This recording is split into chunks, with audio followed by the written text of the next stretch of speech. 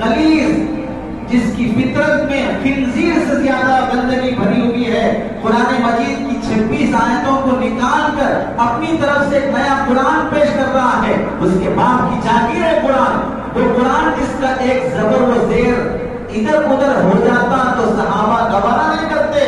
والشمس وضحاها والقمر اذا تلاها والنهار اذا جلاها، یہ سورہ ایسا بھی نازل ہوا، والشمس وضحاها والقمر اذا تلاها والنهار اذا جلاها، ایسا بھی نازل ہوا۔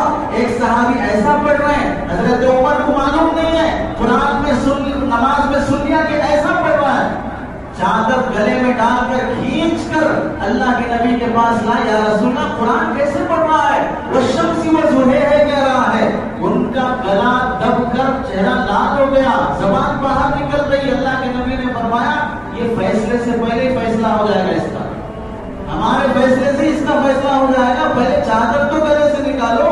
جب چادر گلے سے نکالا تو حضرت اللہ کے نبی نے فرمایا تم پڑھو والشمس وضحاها، تم پڑھو والشمس وضحاها، یہ بھی صحیح، یہ بھی صحیح۔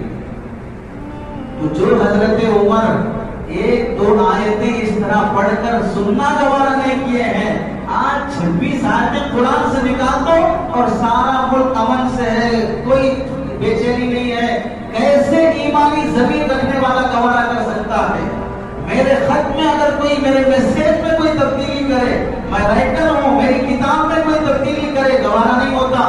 قرآن اللہ کی کتاب ہے، اس میں لانے والا جبرائیل جنہیں امین کا لقب ملا ہے، آسمانوں سے زمین تک آنے میں ایک زبر زیر میں حضرت جبرائیل آگے پیچھے نہیں کرتے، اور وہ صحابہ جنہوں نے نبی سے سنا ہم تک پہنچانے میں کوئی زبر زیر آگے نہیں کیا۔